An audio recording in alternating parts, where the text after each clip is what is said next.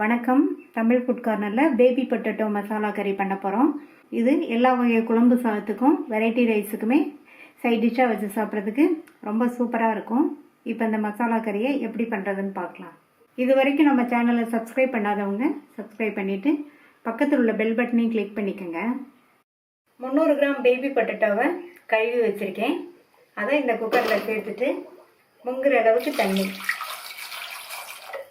மூடி போட்டுடலாம். வந்ததுக்கு அப்புறமா வெயிட் போட்டு மீடியம் ஃப்ளேமில் ஒரே ஒரு விசில் மட்டும் வேக வச்சுக்கலாம். மீடியம் ஃப்ளேமில் ஒரு விசில் வந்துருச்சு. கிழங்கு கரெக்டாக வெந்திருக்கு. பேபி பொட்டேட்டோங்கிறதுனால ஒரு விசிலே வெந்துடும். இதை ஒரு பிளேட்டில் எடுத்து வச்சு ஆறுனதுக்கு அப்புறமா தோல் உரிச்சுக்கலாம். ஸ்டவ்வில் பேன் போட்டிருக்கேன். அதில் 1.5 டேபிள் ஸ்பூன் எண்ணெய் சேர்த்துக்கலாம். இதுக்கு எண்ணெய் கொஞ்சம் அதிகமாக சேர்த்தா தான் நல்லாயிருக்கும். எண்ணெய் சூடாயிடுச்சு. அதில் 1/2 டீஸ்பூன் சோம்பு, ஒரு சின்ன பீஸ் பட்டை, பிரிஞ்சி இலை, கொஞ்சமாக கல்பாசி,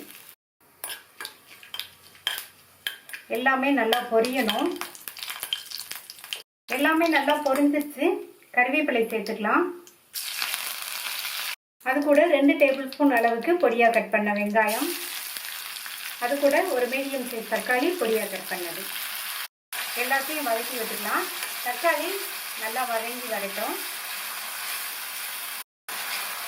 தக்காளியும் நல்லா வதங்கிடுச்சு. இது கூட 1/4 டீஸ்பூன் மஞ்சள் தூள், 2 டீஸ்பூன் தனி மிளகாய் தூள், 1/2 டீஸ்பூன் கொத்தமல்லி தூள். கொத்தமல்லி தூள் கொஞ்சமாக சேர்த்தா போதும். இது கூட இந்த மசாலாவுக்கும் உருளைக்கிழங்குக்கும் சேர்த்து உப்பு சேர்த்துக்கலாம்.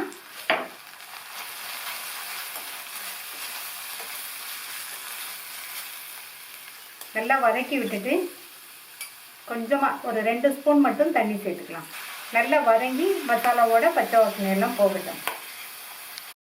மசாலாவோட பச்சை வாசனை எல்லாம் போயிடுச்சு. தோல் உரிச்ச உருளைக்கிழங்கு இதில் சேர்த்து நல்லா இந்த உருளைக்கிழங்கை மசாலாவோட இந்த மாதிரி பரட்டி விட்டுக்கணும். எல்லா உருளைக்கிழங்குலையும் மசாலா கோட்டாகிற மாதிரி இந்த மாதிரி பரட்டி விட்டுக்கணும். மூடி வச்சிடலாம். ஸ்டவ்வை லோ மீடியம் ஃப்ளேமில் வச்சுக்கோங்க. சேர்த்துருக்க மசாலா உப்பு எல்லாம் உருளைக்கிழங்குல நல்லா சேர்ந்து நல்லா ஃப்ரை ஆகி வரட்டும். அப்பப்போ ஓப்பன் பண்ணி பார்த்து கிண்டி விட்டுக்கணும். கிழங்கு நல்லா மசாலாவோடு சேர்ந்து ஃப்ரை ஆகிடுச்சு. பார்க்குறதுக்கே நல்லா சூப்பராக இருக்குது. 5 பூண்டை இடித்து வச்சுருக்கேன். இதை இது மேலே சேர்த்துட்டு நல்லா ஒரு தடவை மிக்ஸ் பண்ணி விட்டுருங்க. மிக்ஸ் பண்ணி விட்டுட்டு ஸ்டவ்வை ஆஃப் பண்ணிவிட்டு மூடி வச்சிடணும். இப்போ ஓப்பன் பண்ணக்கூடாது. ஒரு 5 நிமிஷம் கழித்து ஓப்பன் பண்ணணும். இந்த மாதிரி மூடி வச்சோம்னா பூண்டோட ஃப்ளேவர்லாம் கிழங்குல இறங்கி சாப்பிட்றதுக்கு ரொம்ப ரொம்ப சூப்பராக இருக்கும். ஸ்டவ் ஆஃப் பண்ணி மூடி வச்சு 5 நிமிஷம் ஆச்சு. கமன்னு பூண்டு பட்டை சோம்பு வாசனையோட ரொம்ப டேஸ்டான பேபி பொட்டேட்டோ மசாலா கறி ரெடி ஆயிடுச்சு.